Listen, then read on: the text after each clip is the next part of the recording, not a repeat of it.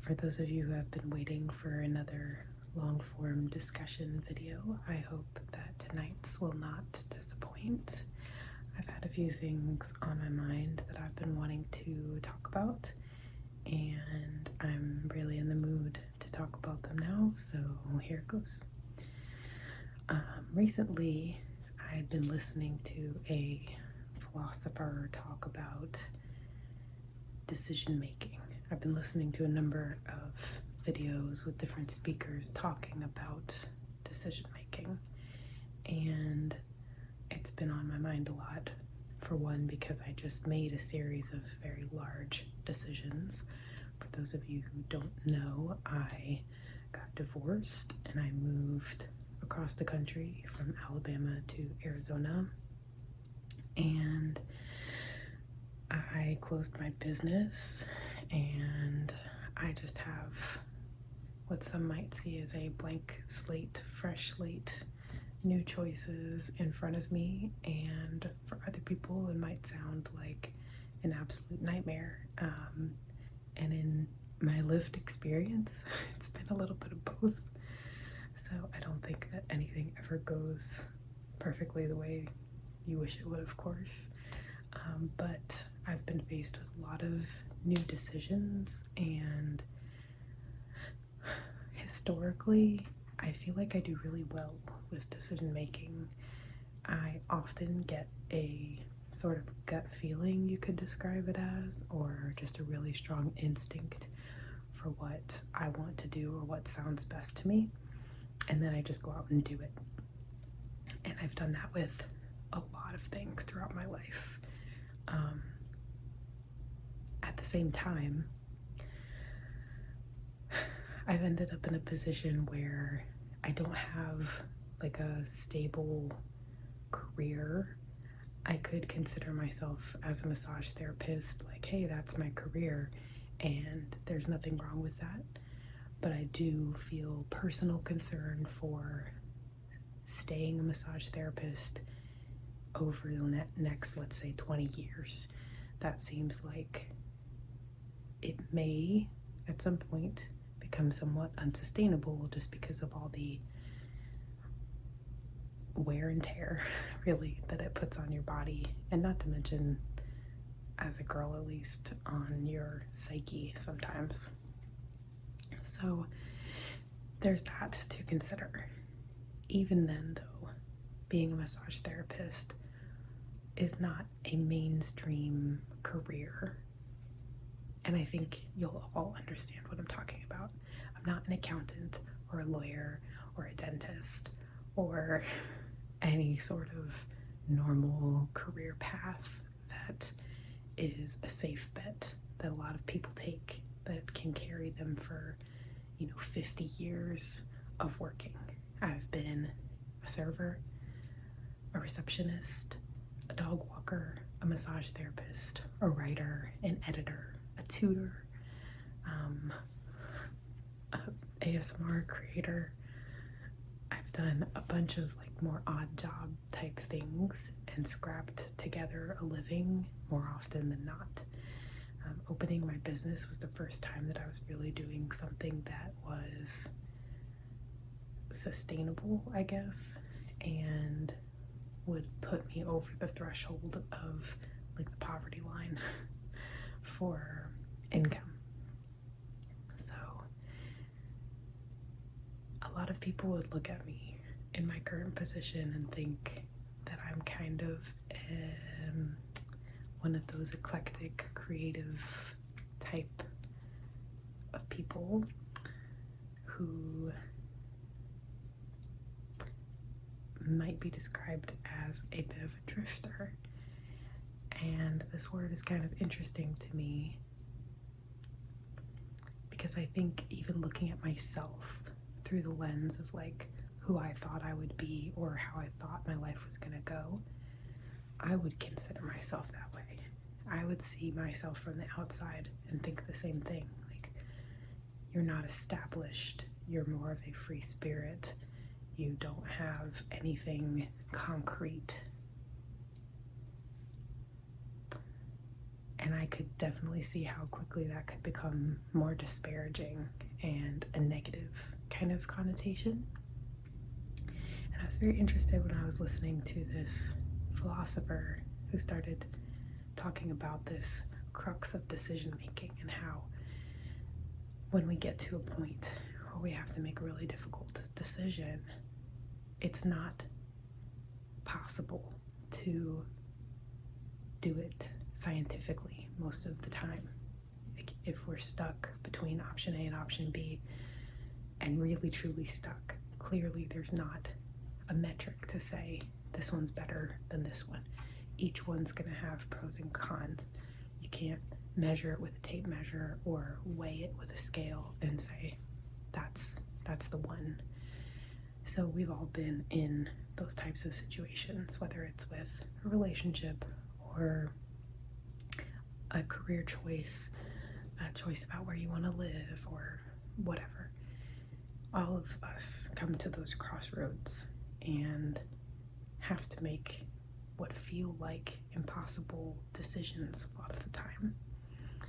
And I found it very interesting that in this discussion I was listening to, I don't actually fit the definition of a drifter in that sense at all, because the drifter becomes the person who doesn't make a solid decision. They just kind of go along with inertia, if that's the right word, like just whatever kind of pulls them into that direction. They don't really make the decision in the end themselves. They either wait so long that something becomes not an option, or they kind of let other people persuade them, or let some circumstance ultimately persuade them.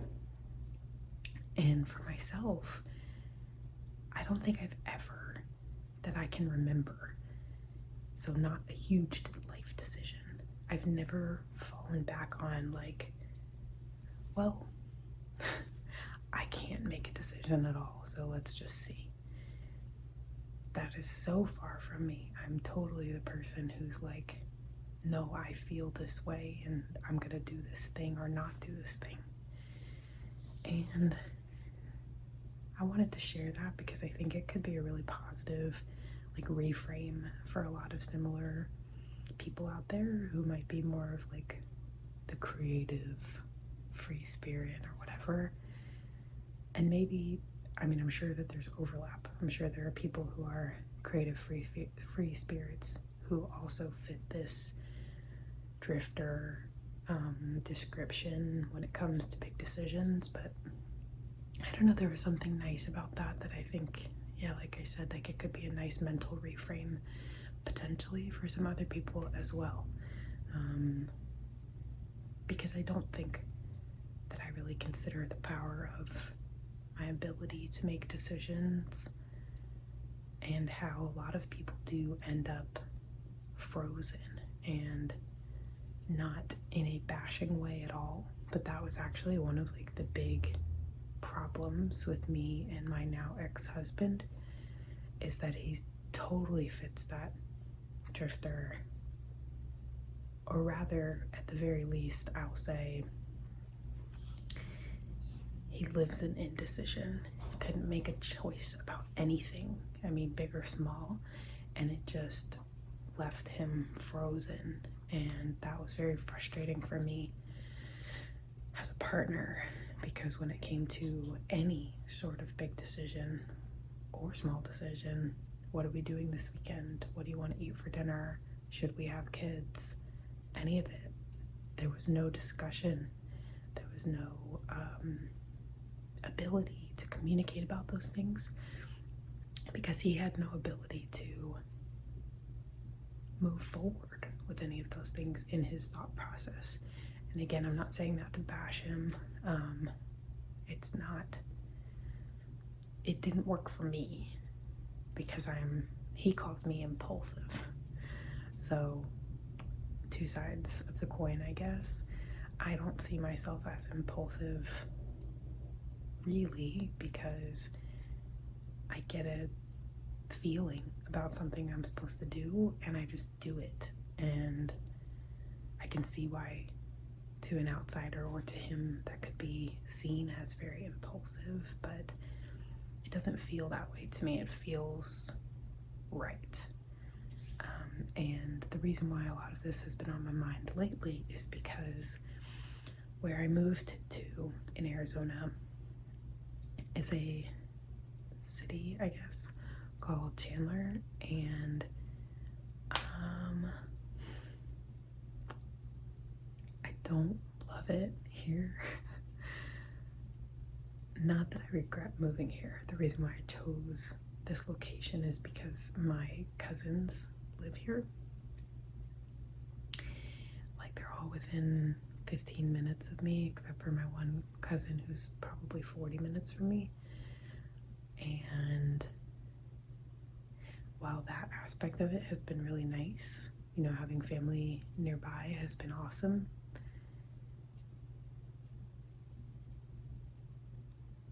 this city just isn't really my like vibe. And I hate using that word, but it's the only word I can really think of that fits. There's so many people here. It's such a shock coming from Birmingham.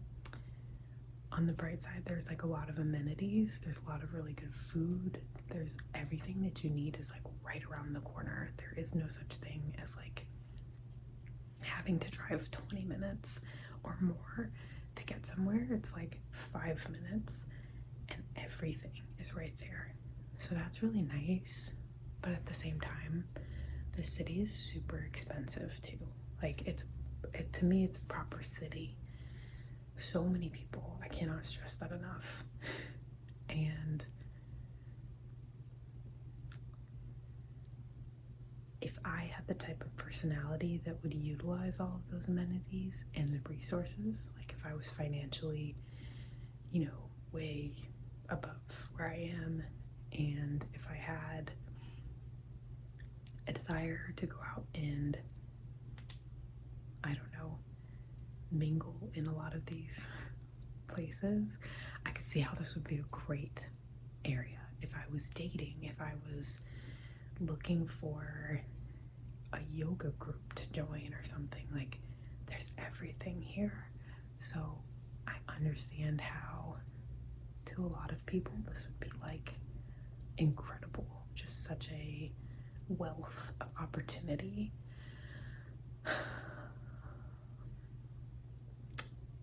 But I'm really mainly concerned about my dog.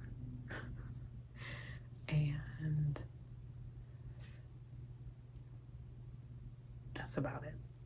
So it's not ideal living for me.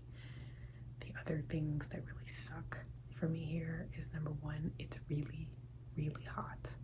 And it is October 21st now while I'm recording this.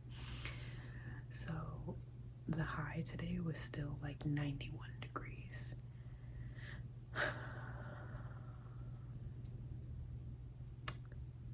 Not a fan. It's been actually depressing how hot it's been the last couple months.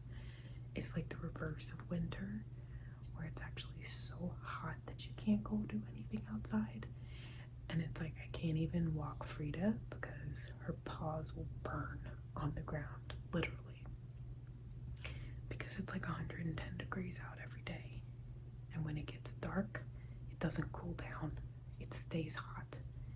Now it's starting to cool down overnight, and it'll be like maybe in the 60s when I wake up in the morning, but not October weather in my mind. And everyone keeps saying like the weather's about to be so nice for the next 6 months.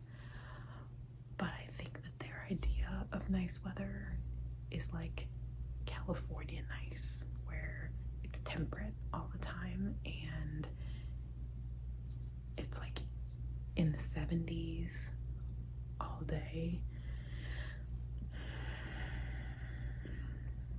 I'm a cold gal. I run hot. I'm overweight at the moment.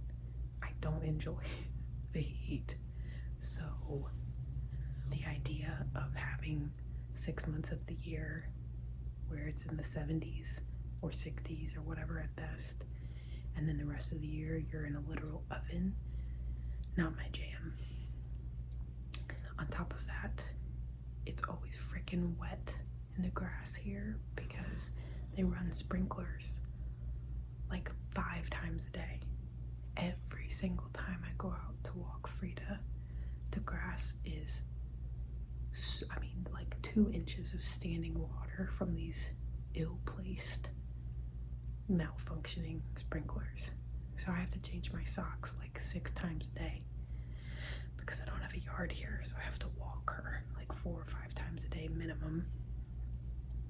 And my feet get soaked from being in the grass. So I started wearing rain boots, but then I look like a fool in rain boots and shorts. Anyway, all of that to say, there are a number of things here that just aren't exactly my speed. And I am very deeply considering moving again to Flagstaff, which is like almost 3 hours north of here. And I've spent a bunch of time there because my aunt and uncle, the parents of all these cousins, have a house up there, and I'll insert some pictures here. It's beautiful. The weather's incredible. They have like actually seasons. It snows. It's a lot more reminiscent of the Northeast where I grew up, which is kind of what my heart really wants to get back to in the end, regardless. And if it wasn't so freaking expensive, I would probably just go there now. Also, I just got here and I really am enjoying being able to spend time with my family here. So anyway, I'm actually going to look at some places up in Flagstaff tomorrow, and all of this has made me feel kind of off kilter because, like I said, I'm used to making these decisions and feeling really good about them and never looking back. And this is one of the first times that I've made like a huge decision and it didn't totally pan out with the living situation. Like, I don't love this exact area. So it's kind of made me feel like I can't trust myself. And so now that I'm having this sensation of like, actually the right thing to do is move to Flagstaff, I'm concerned all of a sudden that I'm gonna make the wrong decision, and it's a very unfamiliar feeling for me, and it does give me some sense of sympathy for people who struggle making decisions. I can see how it would be really annoying to like go up against a big life decision and feel like, well, how could I possibly know? And I'm also struggling with, what to do for work. I'm applying to a lot of remote, like fully remote positions, data entry and things. So I'll be starting at the bottom of a new career path and working my way up. And that's another decision that I'm like, do I really want to do that, or do I want to continue doing massage? What's the right move at this moment? I feel like I might not have the chance to make such a big decision again. I'm like really at a crossroads here with a lot of major things in my life, and I'm sure that plenty of you have either been in these types of positions before or may currently be. And so, like I said, I've been listening to all of this talk about decision making, indecision, and balancing choices, big choices. And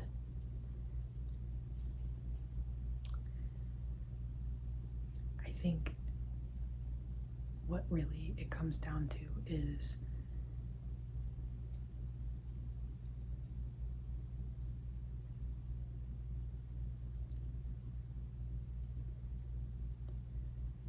for me anyway, from what I choose to glean from these things and my own kind of inner voice, I don't think it's as important that I make the right decision. Put that in quotes, the right decision, as it is that I make a decision that I don't want to regret not making, if that makes sense. I won't regret moving to where I am overall. I don't like it here, but I'm never going to regret it because it's given me the opportunity, even for a short time, to like feel it out and see if it was the right thing for me. And I know that I am the type of person who likes to have the answer to things. I don't like wondering. I think part of the reason why I still think about the boy that I fell in love with when I was 13 years old is because I always wonder, had my family not moved away from Connecticut, and had I been able to date him, what would have become of that? It's I don't like having, and I know how silly this sounds and everything, but I dislike being able to look back and see certain paths and not have had the opportunity to go down a road that I really am curious about and want to give a chance to. And it's the same reason why I don't regret my relationship decisions that I've had, even getting married and then getting divorced. It's I think if I didn't do that, I always would have wondered if I made the right decision. I like to give things 110%, and if it doesn't work out, I don't feel bad about it because I know that I gave everything that I had to it. Hopefully that resonates with some people, and maybe will make it a little bit easier if you're facing a decision. It's what would you rather? Look back and be able to say that man, I wish I had just given that a shot, because truthfully most things aren't permanent. If I move up to Flagstaff and I don't like it there, or I regret temporarily that I am not as close to my cousins, well, I can move back, it's not, things are complicated, but they're not impossible. And I've already made all these decisions and done so much in my life that was hard. What's one more thing, especially if it could potentially lead me down a road of being happy, or finding something out about myself. I think I like the opportunity to learn and to grow and to face challenges, so I would so much rather do something hard and have that lesson than I would sit back and just say, well, sucks, but this is where I'm at and it's going to be way too much work for me to change it. It's what if the alternative is 20 times better than the things that I'm just kind of dealing with right now that I don't feel super happy with? This place, one of the places that I'm going to look at tomorrow, is a unit in a triplex, and it has a fenced-in yard for Frida and a deck that I could sit out and read on, and those are my lifestyle things. Those are the things that, if I'm not working or working towards something, occupied and have to be on the computer or something, I like a good view. I like being able to go outside. I like reading in nature. Those are the things that my lifestyle really revolves around. It's my dog, it's outside, it's simple, just ability to enjoy what I'm looking at. And be kind of peaceful, and it's not for everybody, but I know myself well enough to know that those are the things I really care about. I'm not as wowed by there being a bunch of nightlife or like bars and things in the area, food even in the area. As much as I want to eat it, you have to have a lot of money to go eat out. So, I mean, I have eaten out like twice since I've moved out here, and my aunt and uncle paid both times. So, obviously, that's not super high on my list. You know, it's partially about like knowing yourself, and I feel really lucky that I have a very strong sense of self in that regard. I'm not concerned about if my lifestyle is right or wrong for me. That feels very innate, I guess, and yeah, I just don't feel like I will miss out in that regard. So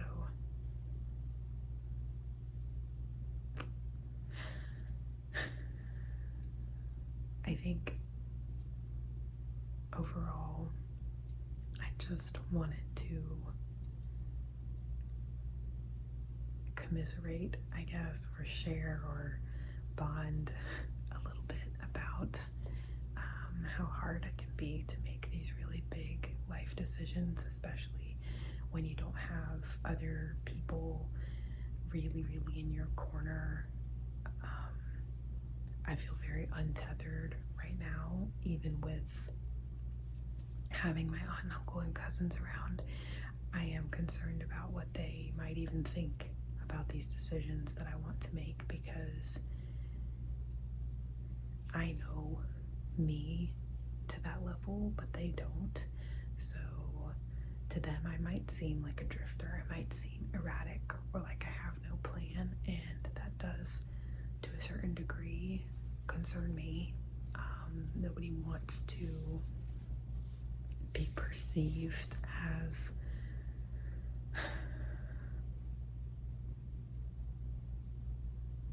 I don't know, erratic, but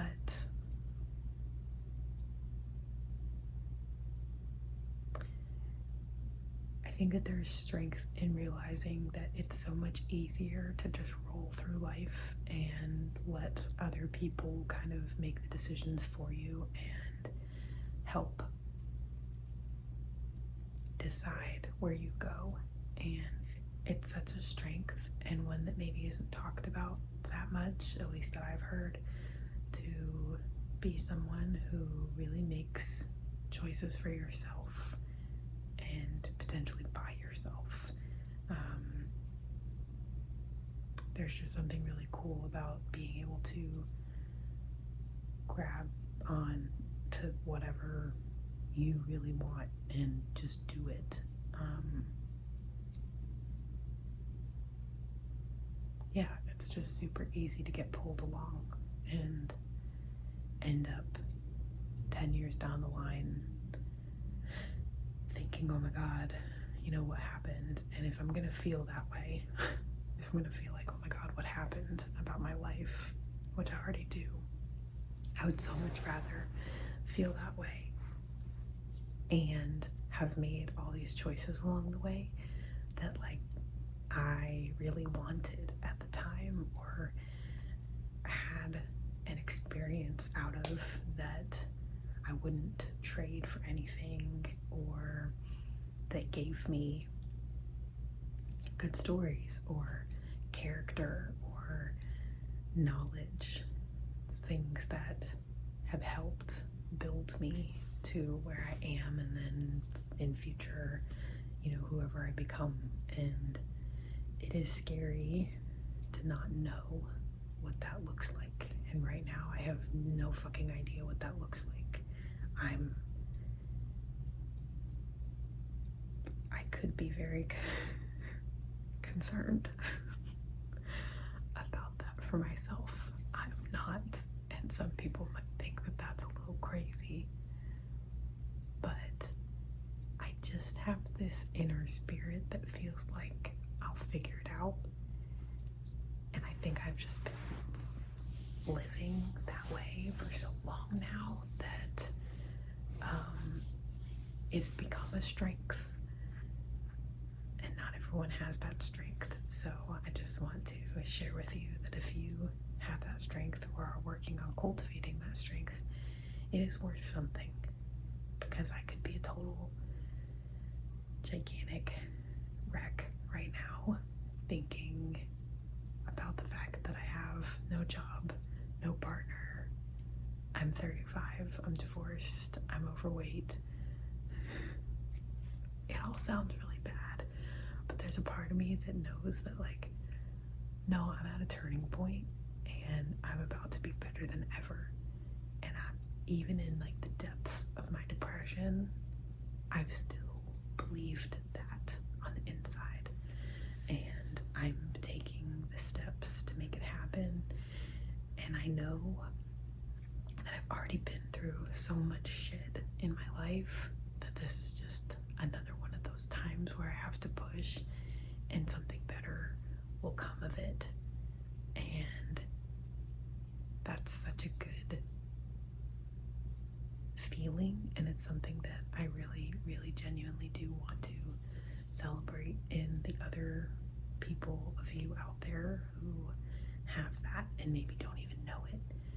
Or maybe you've, like me, felt like resilience has been a tough thing for you to come by most of your life, and now all of a sudden it's been, 20 or 25 years of feeling like you have no resilience, and all of a sudden one day you wake up and you realize, like, shit, I'm facing something really hard here, and I'm kind of up for it in a weird way. Like, yeah, whatever, I can do this. Like, something will happen and I'll be fine. Yeah, I just really believe that. So I don't know what it's gonna look like, but I know that I'm not a drifter. I'm making my own decisions. I'm definitely gonna learn stuff along the way. It's not gonna be pretty, it's not gonna be perfect, but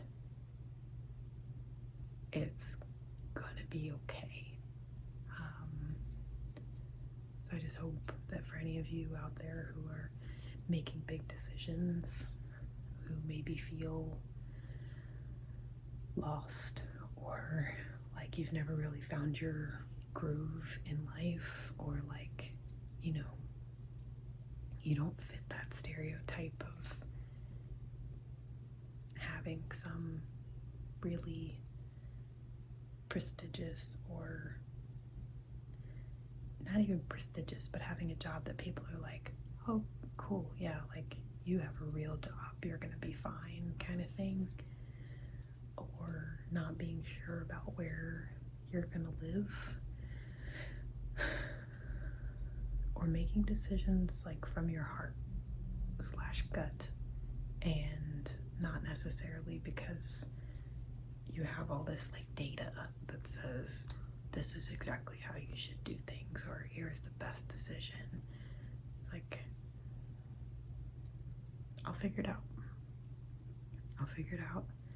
and you'll figure it out.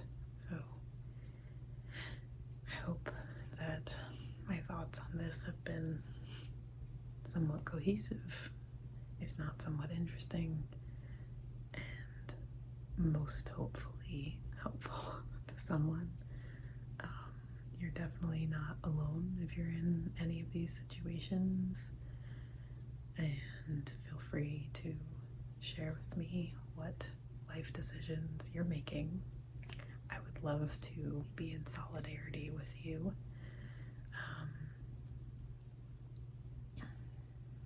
Yeah, and I guess another last thing that I thought was kind of an interesting thought experiment or whatever, and I'm probably probably not going to get this perfectly right, but there was a guy who was talking about wearing these different hats when you're looking at decisions.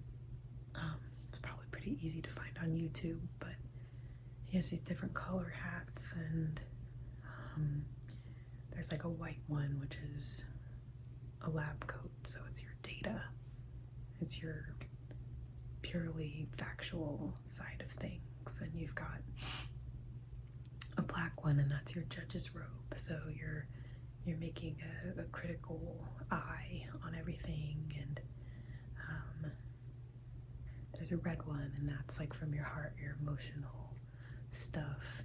And there's a yellow one, and that's all of your, it's like the opposite, I think, of the black one. So it was like your optimism, you're looking at it all through a very sunny lens. And then he said you always have to end with the blue one. Oh, there was a green one too that was like growth. So it's considering like a different option than the ones, assuming you have two options you're juggling between. It's like considering a third thing. And then the blue one is like the overarching view of everything, like taking it all into consideration. And even though the presentation that I listened to,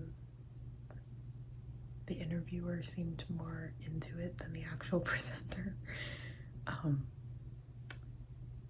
looking at things through each lens individually and then looking at them from the aerial, the blue hat, you know, the collective sky looking downward, it did help kind of visualize which boxes are the biggest or the smallest, or which lens felt more meaningful than the others. And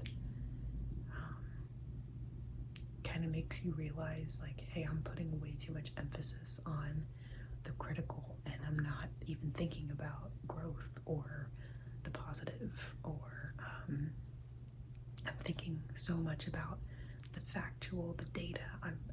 I'm trying to come up with more and more data, the white hat, and I'm ignoring all the other colors, all the other perspectives, because I think that if I keep looking at things through this one lens, that's gonna somehow solve it. And if you're facing a hard decision, and this is me saying this, I don't think this guy said it, or if he did, I'm totally paraphrasing because I don't recall, but you know, if you're making a hard decision, you're never going to be able to gather enough data. Kind of circling back to what I said at the beginning, there's like no measurement that you're going to suddenly stumble across that's going to make you think, yeah, there's my answer. There's that one metric is the difference. You know, it's always, there's always going to be an emotional side that you can't measure. There's always going to be potential that you just don't know ahead of time. There are things you can't calculate when you're making hard decisions. So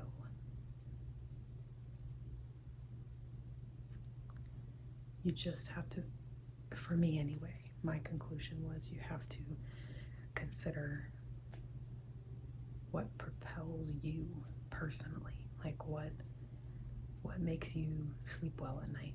And if you come to the conclusion that, hey, I don't like to make decisions at all, and that's how you want to live your life, and you feel like you'll look back on it and say, well, this is where I ended up and I'm okay with that, good for you. That's awesome. But if you're somebody who thinks, hey, my guiding principle is my family, my kids, my job, whatever that thing is that makes you think, I'm doing it for this, maybe that's what you need. Frida is a lot of that for me. She's not happy in this apartment that we're in, and if you're not a dog person, you might think I'm crazy. How could I know that? Or I'm personifying her. And to a degree, sure, I'm always personifying her. However, she really loves to be outside. I mean, if she had her way, she would be outside all the time. And I thought that having a nice patio at this apartment would be, I was like so excited to have this big patio. And I didn't realize that she's not going to care that there's a patio. Number one, because it's 8,000 degrees out. She doesn't even want to go out. But number two, because there's no view. It's a concrete wall all the way around. So she doesn't really want to be out there, because part of why she likes to be outside is to observe. And she's entertained by what she watches in nature or with people going by, or, you know, it's like watching TV for her. And when she's staring at 3 concrete walls and she's baking in the sun, she's not enjoying it. And I can tell based on her mood and her energy levels and her general enthusiasm in the things that she usually likes, that she's not happy here. And I get it. You know, she went from having a yard that she could go outside anytime she wanted and enjoy nature to now feeling trapped inside. And for me, you know, she's a lot of what drives me, and I'm not ashamed of that. I think anything that keeps you going in this life, especially when you're someone as historically, chronically depressed and nihilistic as I am, who cares what it is? It doesn't matter. The fact that you have something that's keeping you waking up the next day in a somewhat positive spirit, just take it. It doesn't matter. So judge me if you want to, but I'm very grateful to have her. She has gotten me through a lot at this point, and I want for her to be happy. So I'm sure that people with kids and a spouse and whatever feel that same way, arguably more so if they're happy. And so yeah, that's definitely driving part of my decision making now too, and I think that's okay. Like, living your life with the things that feel principled and meaningful to you, that's what it's about. So I'm hopeful that when I go view these places tomorrow, one of them feels like home, and that we pack up again and make a much shorter, hopefully much less costly move and feel really good about it. And if we don't, you know, we'll figure something else out. But it's worth it to me to take that chance. So I hope if you're waffling with something, you find your reasons that it's worth it to you to take that chance. Whether it's what you're going to regret least, or a curiosity that you want to sate, or doing it for the good of someone that you love, is all valid. And, you know, think it through, of course, but give yourself the chance. You know, don't, if I have my PSA preaching moment in all of this, it would be to urge you not to be a drifter, to urge you to make choices actively in your life, so that when you do look back, if you know we're so lucky to have that moment of looking back, you feel like you did something, you made some choices, you participated in some way, and you didn't just let your relationship or your circumstances snowball you to your grave. I'm gonna be proud. I am currently proud of all the decisions that I've already made, and in spite of the fact that some people, including myself, could look at me and say, this bitch has nothing together, I feel strong on the inside. I feel good on the inside, so I think it's gonna work out. I hope that it works out for all of you too. So, like I said, I hope that this was worth it wait for those of you who have been waiting for another discussion. Thank you for joining me and listening. And like I said, I'd love to know what's on your mind with this topic or a different topic that you want to hear about. And I will be back soon with another video.